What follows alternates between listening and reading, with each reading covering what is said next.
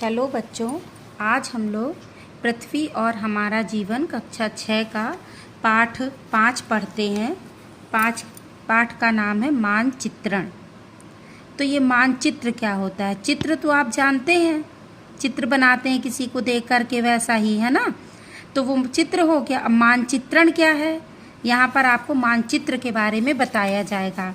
तो मानचित्र जैसे हम देश तथा दुनिया में स्थित जो सड़कों को, रेलों को, कस्बों को, समुद्रों को आदि को दिखाने के लिए हम मानचित्र या ग्लोब का माध्यम से दिखाते हैं। तो हम पृथ्वी पर रहते हैं, इसलिए पूरी पृथ्वी को एक साथ तो नहीं देख सकते। तो इसके लिए हमने क्या किया है कि पृथ्वी को मिलती जुलती एक आकृति ग्लोब बना लिया है कि ऐसी दिखती होगी पृथ्वी हमारी, है ना। अब ग्लोब पर विश्व के सभी महाद्वीप और महासागर दिखाए जाते हैं जो एक साथ नहीं दिखते। अगर इस तरफ का ग्लोब देख रहे हैं तो पीछे का नहीं दिख रहा। तो उसी ग्लोब को हम एक कागज पर जब बना लेते हैं तो उसको कहते हैं विश्व का मानचित्र तैयार हो गया। तो इस तरह से मानचित्र वो चीज़ है, सामान्य रूप से पृथ्वी या उसके किसी भाग का चपटी या समतल जगह पर समान अनुपात में प्रदर्शन ही मानचित्र है। समान मानक के अनुसार बनाया जाए। मानचित्र क्या है? चित्र तो है, लेकिन एक पैमाना होता है, एक मानक होता है, उनके अनुसार बनाया जाता है। जैसा है, जितनी दूर पर है जो चीज़, वो उतनी दूर पर ही दिखाई जाती है। तो ये तो हुआ मानचित्र। अब ये मानचित्र हमारे लिए उपयोगी क्यों है, कैसे उपयोगी है? तो मानचित्र क्या है? आसानी से हम एक स्थान से दूसरे स्थान पर ले जा सकते हैं, छोटा सा नक्शा एक कागज में बना करके, है ना। और भूमि, सड़कें, रेलें, कस्बों, गांवों को ग्लोब की अपेक्षा मानचित्र में हम आसानी से दिखा सकते हैं कि कहाँ पर सड़क है, कहाँ पर रेलवे लाइन है, कहाँ पर गांव है। और हम क्या कर सकते हैं? हम विश्व का अथवा किसी एक भाग का मानचित्र तैयार कर सकते हैं और इससे जो जानकारी चाहे उसमें दिखा सकते हैं। इस तरह हमारे लिए मानचित्र बहुत ही उपयोगी चीज़ है। उससे हमको बहुत तरह की जानकारियाँ मिल जाती हैं कि कहाँ पर किस जगह क्या। हम अगर उस जगह पर नहीं भी गए तो हम उस जगह का मानचित्र देख करके वहाँ की जानकारी ले सकते हैं। इसलिए मानचित्र बहुत ही उपयोगी है हमारे लिए। अब मानचित्र होते कितने प्रकार के हैं? तो मानचित्र 4 प्रकार के दिखाए गए हैं, बताए गए हैं। पहला है भौतिक मानचित्र। भौतिक मानचित्र क्या होता है? ये पृथ्वी के प्राकृतिक स्वरूप जैसे पर्वत है, पठार है, मैदान है, नदी है, महासागर है आदि को दर्शाने वाले मानचित्र क्या कहलाते हैं? भौतिक। मतलब भौतिक स्वरूप दिखाते हैं हमारी पृथ्वी का कि कहाँ पर पहाड़ है, कहाँ पठार है, कहाँ नदियाँ हैं, कहाँ महासागर है। तो ऐसे मानचित्र को जिनमें भौतिक स्वरूप, भौतिक मतलब जिसको हम छू के देख सकते हैं, जो दिख रहा है, तो वो भौतिक मानचित्र कहलाते हैं। दूसरा है आपका राजनीतिक मानचित्र। राजनीतिक मानचित्र क्या होते हैं?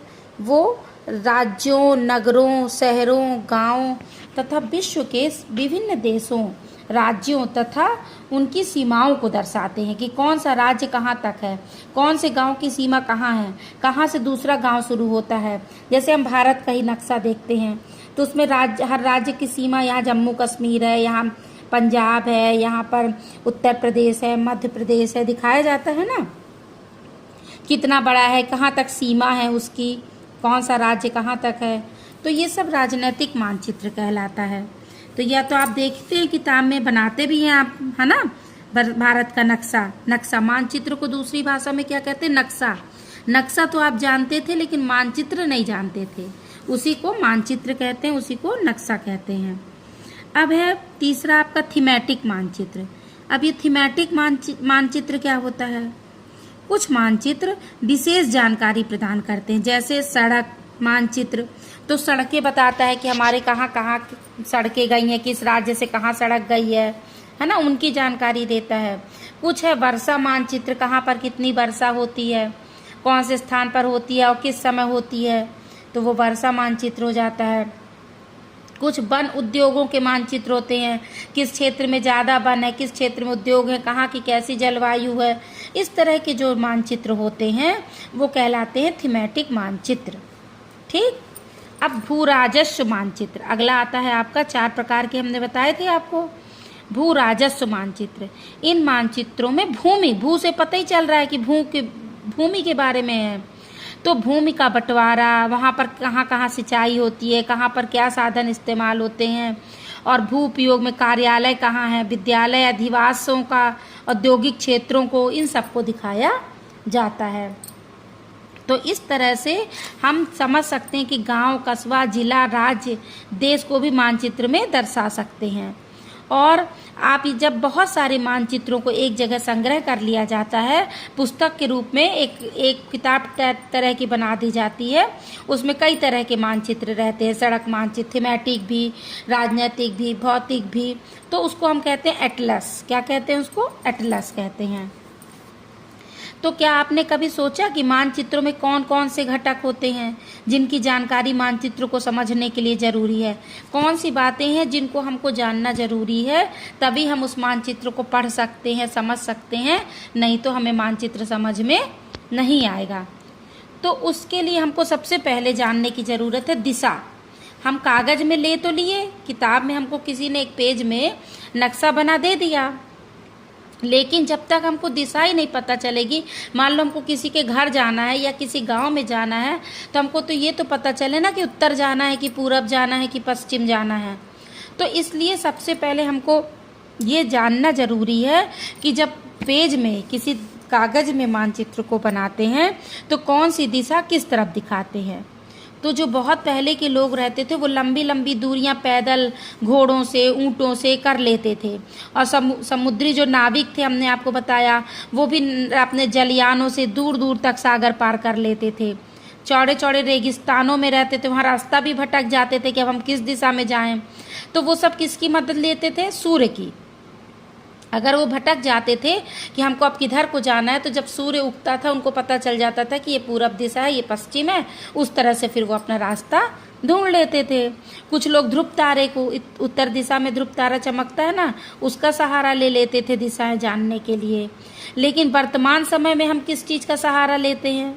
ये दिक्सूचक यंत्र, कैंपास जो दिखा रहा है, इसमें ये एक चुंबकीय सुई लगी होती है, और ये जो चुंबकीय सुई होती है ये हमेशा उत्तर दक्षिण दिशा दिखाती है। मतलब ये जो इसका एक नॉर्थ पोल एक तरफ लिखा रहता है N, और एक तरफ साउथ S, ये सुई जो है जब रुकेगी तो हमेशा उत्तर दक्षिण पर ही रुकेगी। तो इससे अब हमको पता चल जाता है, उसको ला करके हम आपके स्कूल में भी है दिखाएंगे आपको, तो उससे आपको पता चल जाता है कि कौन सी दिशा उत्तर है, कौन सी दिशा दक्षिण है, फिर पूरा पश्चिम पता चल जाती है। तो इस तरह मानचित्र में जब हम कागज़ में दिखाते हैं, ये देखिए चित्र भी बना है आपके इसमें, तो दिशाएं दर्शाई जाती हैं। मानचित्रों में ऊपर की ओर कौन सी दिशा होती है? उत्तर दिशा, और नीचे की ओर दक्षिण दिशा, दाएं हाथ की ओर पूरब दिशा और बाएं हाथ की ओर पश्चिम दिशा। ठीक है, ये आपको पता होना चाहिए कि ऊपर उत्तर, नीचे दक्षिण, और इधर तरफ पूरब, इधर पश्चिम, है ना, दाएं हाथ में पूरब और बाएं हाथ में पश्चिम। और इनके बीच की अपन जान सकते हैं फिर कोना, उत्तर पश्चिम, उत्तर पूरब, दक्षिण पश्चिम, दक्षिण पूरब, है ना, ये सब दिशाएं। तो ये आपको समझना, अगर नक्शा समझना है तो उसके लिए पहले हमको सबसे ज़रूरी ये जानना पड़ेगा कि कौन सी दिशा किस तरफ इंडिकेट की गई है, दिखाई गई है। दूसरा है दूरी। अब दूरी क्या होता है? मानचित्र एक आरेखण होता है जो पूरे विश्व या उसके किसी एक भाग को छोटा करके कागज के एक पन्ने में दिखाया जाता है। तो ये कह सकते हैं कि मानचित्र छोटे पैमाने पर खींचा जाता है ना, लेकिन इसे इतनी सावधानी से छोटा किया जाता है कि स्थानों के बीच जो दूरी होती है उसका अनुपात जो है वो वास्तविक रहे। यह तभी संभव हो सकता है जब कागज पर एक छोटी दूरी या स्थल की बड़ी दूरी को प्रदर्शित करती हो। तो इसके लिए हम क्या करते हैं? एक पैमाना बनाते हैं या मापक बनाते हैं। तो ये पैमाना या स्केल या मापक क्या है? ये पैमाना जो है, पैमाना स्थल की वास्तविक दूरी और मानचित्र पर दिखाई गई दूरी का अनुपात है। कैसे? जैसे मान लीजिए यदि आपके घर और विद्यालय के बीच की दूरी कितनी है? 10 किलोमीटर। आपके घर से आप स्कूल आते हैं, 10 किलोमीटर है दूरी। अब हम इसको नक्शे में दिखाएं कि ये आपका घर है और ये स्कूल है, हमको एक कागज में दिखाना है, तो अब हम 10 किलोमीटर तो एक कागज में खींच नहीं सकते। तो हम क्या करेंगे कि एक मानक मान लेंगे मानक क्या मान लेंगे कि हम 2 सेंटीमीटर इसको प्रदर्शित करेंगे। 10 किलोमीटर को 2 सेंटीमीटर, मतलब 1 सेंटीमीटर कितना हुआ? 5 किलोमीटर, है ना। 1 सेंटीमीटर अगर हम बनाते हैं तो समझ लो 5 किलोमीटर। तो हमारा स्कूल कितने दूर है घर से? 10 किलोमीटर। तो हम उसको कितना बना लेंगे? 10 किलोमीटर, 2 सेंटीमीटर। तो अब हमको पता चल गया, हम पैमाना उस नक्शे को जब बनाएंगे तो खींचेंगे लाइन विद्यालय और आपके घर के बीच में 2 सेंटीमीटर जो स्केल होती है आपकी ना, उससे आप 2 सेंटीमीटर दूर में बना देंगे। एक जगह विद्यालय, एक जगह अपना घर, और लिख देंगे नीचे पैमाना, यहाँ पर कोष्टक में ऐसे चौकोर घेरा बना के कि 1 सेंटीमीटर बराबर 5 किलोमीटर। तो अब आप पैमाने से पढ़ लेंगे कि यहाँ लिखा है 1 सेंटीमीटर बराबर 5 किलोमीटर, अर्थात ये 2 सेंटीमीटर बना है। इसका मतलब विद्यालय से मेरा घर 10 किलोमीटर है। तो इस तरह से हमें पैमाना जरूरी, पैमाना देख के हम नक्शे को, दूरियों को समझ सकते हैं। अब आता है मानचित्रों में संकेत। कुछ चिन्ह बनाए जाते हैं जिनसे हम मानचित्र को समझ सकते हैं। तो किसी निश्चित वस्तु को हूबहू रूप से नहीं दर्शा सकते। जैसे आपको भवन दिखाना है या बांध दिखाना है या वृक्ष दिखाना है, तो आप ऐसे ये सब नहीं दिखा सकते ना। तो इसके लिए संकेतक बना दिए जाते हैं, अक्षर बना दिए जाते हैं, रंग बना दिए जाते हैं, रेखाएं बना दी जाती हैं कि इसको इस रंग से दिखाना है, इसको इस तरह से दिखाना है, तो पूरे लोग समझ लेंगे। तो ये क्या कहलाते हैं? ये प्रतीक कहलाते हैं। ये चिन्ह क्या कहलाते हैं? प्रतीक चिन्ह। तो ये प्रतीक कम स्थान में अधिक जानकारी प्रदान करते हैं। इन प्रतीकों के माध्यम से हम आसानी से मानचित्र को समझ भी सकते हैं। अगर आप किसी विशेष क्षेत्र की भाषा को नहीं जानते, मान लीजिए आप किसी देश में या किसी जगह पे चले गए, वहाँ की भाषा आपको नहीं समझ में आ रही, लेकिन आप किसी से दिशाओं के बारे में पूछ भी नहीं सकते, वो आपकी बात ही नहीं समझ पाएगा। तो आप इन चिन्हों की सहायता से मानचित्र से जानकारी प्राप्त कर सकते हैं। तो ये जो मानचित्रों की जो एक विश्वव्यापी भाषा होती है, विश्वव्यापी मतलब ये जो प्रतीक चिन्ह बनाए गए हैं ये पूरे संसार में सब जगह मान्य है। कहीं का भी नक्शा होगा, इन चिन्हों को सब लोग समझें, वो भी इस चीज़ों को इसी तरह दिखाएंगे। ठीक है, तो आप इससे आसानी से समझ सकते हैं। इन प्रतीकों के उपयोग के संबंध में एक अंतर्राष्ट्रीय सहमति है, मतलब आपस में सहमति हर देश ने कर ली है कि हाँ, हम भी अपने नक्शे में इसी तरह प्रतीक चिन्ह बनाएंगे। मान लीजिए हमको बड़ी रेलवे लाइन दिखाना है तो हम इस तरह दिखाएंगे, पक्की सड़क दिखाना है तो इस तरह। तो हम किसी भी देश का नक्शा देखेंगे वो भी पक्की सड़क ऐसे ही दिखाएगा, वो भी विद्यालय ऐसे ही दिखाएगा, जैसा कि आपके चित्र किताब में मानचित्र में दिखाया जा रहा है ना चिन्ह। तो इन प्रतीकों के उपयोग से संबंध में अंतर्राष्ट्रीय सहमति रहती है। तो इन प्रतीकों को हम क्या कहते हैं? रूढ़ प्रतीक, मतलब ये बिल्कुल रूढ़ है, पक्के हैं। ये प्रतीक चिन्ह पूरे विश्व में एक साथ चलेंगे, हर जगह के नक्शे में रहेंगे, तो इसलिए इनको क्या कहते हैं? रूढ़ प्रतीक। जैसे कुछ रूढ़ प्रतीक है कि जलाशय को नीले रंग से ही, जहाँ जल का काम होगा नीला रंग दिखाया जाएगा सब जगह, पर्वत को भूरे रंग से, पठार को पीले रंग से, मैदानों को हरे रंग से। ये देखिए आपके में से बना है ना, बड़ी line, metre line, railway station, अगर रेलवे स्टेशन है तो इस तरह बनाएंगे, पक्की सड़क इस तरह, कच्ची सड़क इस तरह, तो कुआं अगर है कहीं तो कुआं ऐसे, तालाब ऐसे, नदी ऐसे, ये सब दिया हुआ है। गिरजाघर, मंदिर, ये सब अगर पढ़ते हैं। पोस्ट ऑफिस है तो पीओ लिख देंगे, पीटीओ लिख देंगे, कब्रिस्तान है तो कैसे दिखाएंगे, बस्ती है तो ये सब कुछ रूढ़ प्रतीक आपको बताए गए हैं। ऐसे बहुत सारे रूढ़ प्रतीक हैं। अगला पॉइंट आता है आपका खाका तैयार करना, योजना, प्लानिंग करना। तो कभी कभी छोटे स्थान को विस्तार से दर्शाने की आवश्यकता होती है, तो उसके लिए हम एक रूपरेखा बना लेते हैं। उसको डिटेल, मतलब बड़ी सी जगह पर दिखाना है तो रूपरेखा देखिए, आपको इससे समझ में आ जाएगा कि यदि कोई मानचित्र पैमाना मानकर बनाया गया है तो उसे हम एक निश्चित जानकारी प्राप्त कर सकते हैं। तो अगर हम देखें, मान लीजिए आप चित्र देखिए स्कूल का जो बनाया गया है कि स्कूल से आपको अपना घर दिखाना है और ये नक्शा आपको सभी बच्चों को बनाना है। सभी बच्चों को स्कूल से अपने घर का रास्ता मुझे बना करके दिखाना है।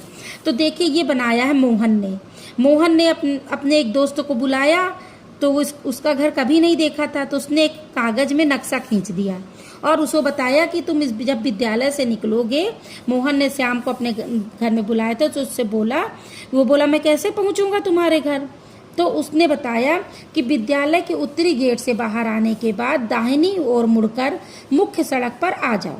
फिर बाएं मुड़कर कुछ दूर चलोगे तो एक मंदिर मिलेगा। मंदिर के में आगे बढ़ते जाओगे, देखिए आपको चित्र में दिखाई दे रहा होगा। आगे बढ़ते जाओगे तो थोड़ी दूर में कुछ मकानों की कतार मिलेगी, है ना, दिख रहा है ना। यहीं पर एक चौराहा मिलेगा, चौराहा भी ये देखिए लिखा हुआ है नक्शे में उसने। वहां से तुम बाएं मुड़कर आगे आओगे तो एक बाजार मिलेगा, और बाजार के मेरा घर बाजार के दूसरे छोर पर, ये देखिए मोहन का घर मिल गया। तो इस तरह से आपको भी अपने घर का नक्शा, स्कूल से आपके घर हम कैसे पहुंचेंगे, इसका सबको कॉपी में नक्शा बनाना है। अब हम ये देखें कि हम मानचित्र का अध्ययन क्या करेंगे, कैसे करेंगे, है ना।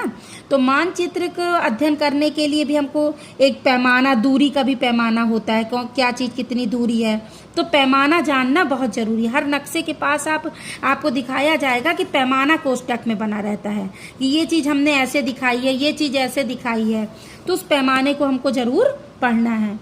अब दूसरा होता है सुदूर। सुदूर संवेदन क्या है, तो किसी दूर स्थित स्थान, वस्तु, घटना अथवा धरातल के बारे में बिना वहां गए और सूचना तथा जानकारी लेना क्या कहलाता है, सुदूर संवेदन।